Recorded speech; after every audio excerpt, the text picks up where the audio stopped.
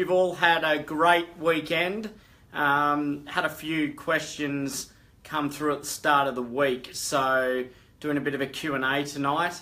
And so if anyone's got any questions, feel free to chime in. So I'll start off with the first one.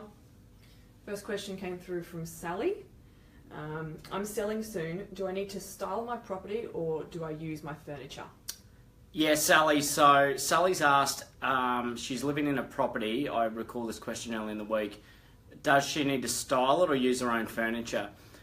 Sally, look, I would definitely get a stylist in to consult and see if your furniture actually suits your property.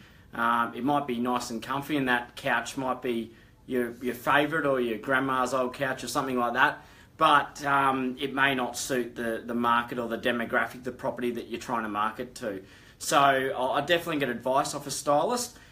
There's certain things that I advise clients of with regards to personal items as well.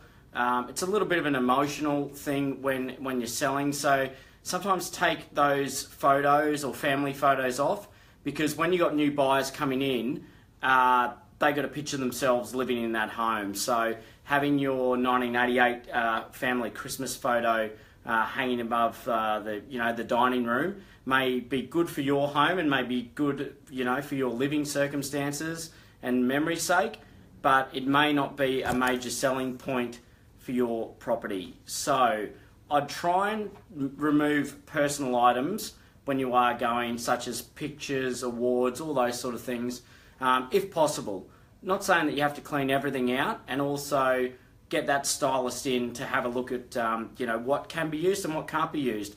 A lot of people these days, I do walk into a lot of properties, probably about 7 or 8 out of 10, and you believe it, they are set up perfectly, and I think people are a little bit more savvy these days, and when they're buying furniture, it suits the property. So very rarely do I walk into a property these days, in the higher price range and think, wow, the furniture doesn't suit.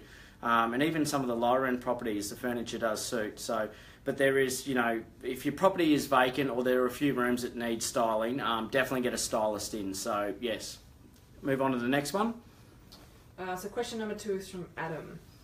I've had a failed auction of late and I believe that the market is better. Would you auction in the current market? So Adam's had a failed auction and he's asking, would I auction the property now?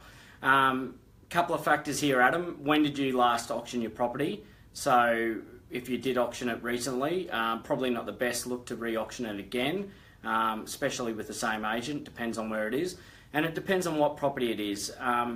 Look, I find that units aren't going the best at auction, so I tend to not auction units. I tend to put them on with a price, and as well with regards to where the property's at.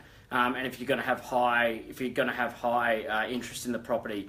So look, I can't comment where what market you're in. If you're in Brisbane, the market has improved a lot. So yes, we are seeing a high clearance rates of auctions.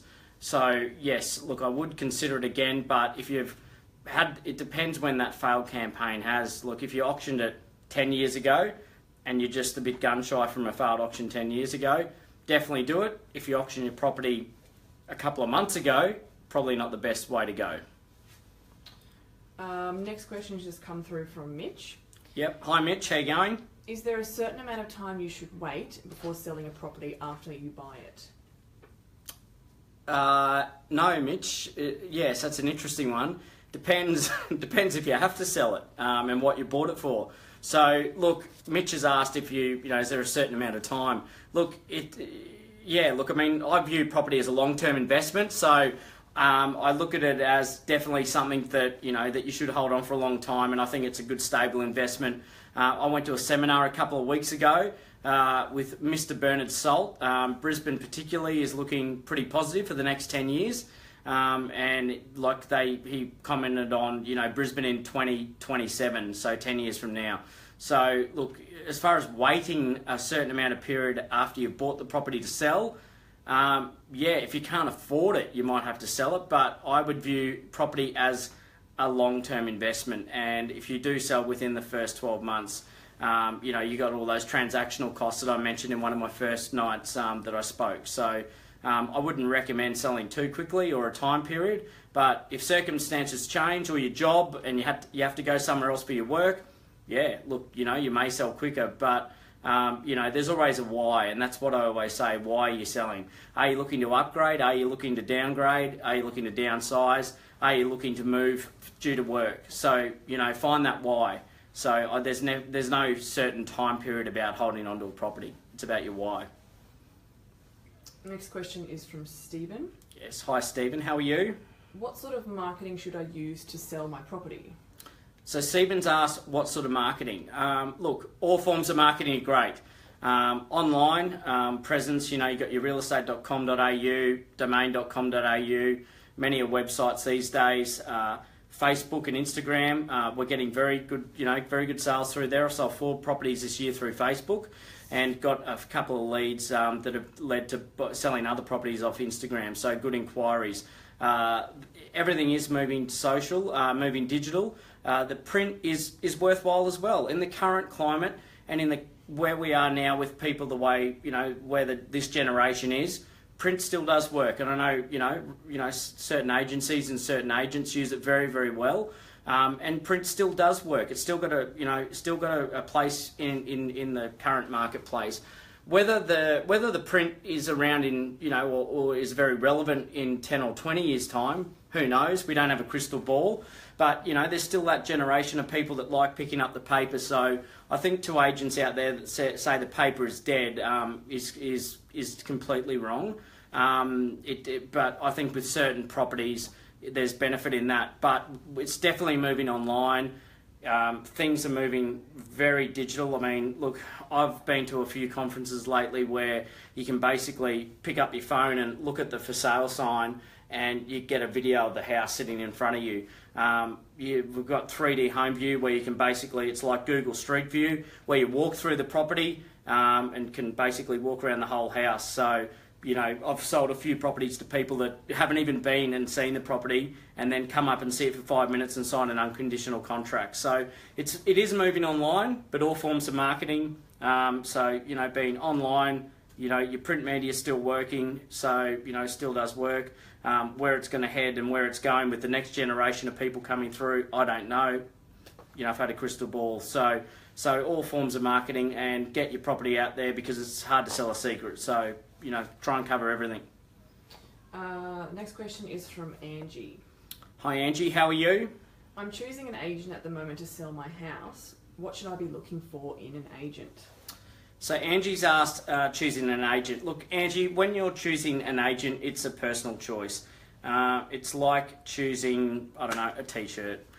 People like, different colours. So I'd choose one that you think is going to get you the best dollar value for your property. I'd also pick one that you trust in your property. So it's they're selling a major asset of yours, and in most cases it's your biggest asset. So choose the agent that you can trust the most. Choose the agent that you think is going to get you the best possible price, and also, one that you resonate with, and have a little bit of fun with it, selling your property.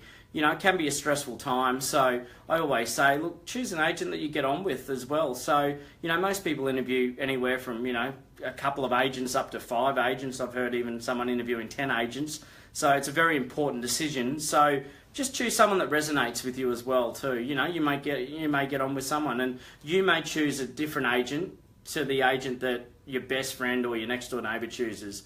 And there's no problem.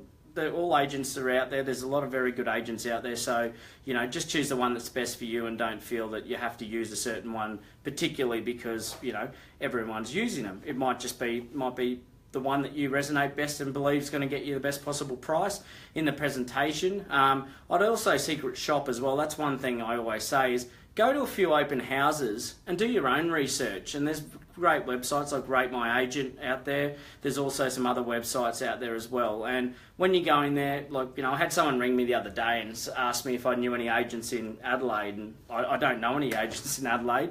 And I suggested, look, go to open houses, go and see what the agents are like and how they treat you as a buyer. So act as a buyer. It's always a good way of telling how the agent's going to treat you, or treat the buyers for your property. or also go and have a look at online and see how many listings they've got, how many sales they've got that are relevant to your property. So so you can do your own sort of due diligence, so to speak, on that. So that's the way I would choose an agent. But as I said, who you choose as an agent, Angie, may be different to your neighbour or your best friend or someone else. And you might have all your friends telling you to use someone, but at the end of the day, it's your decision, and you got to run with that.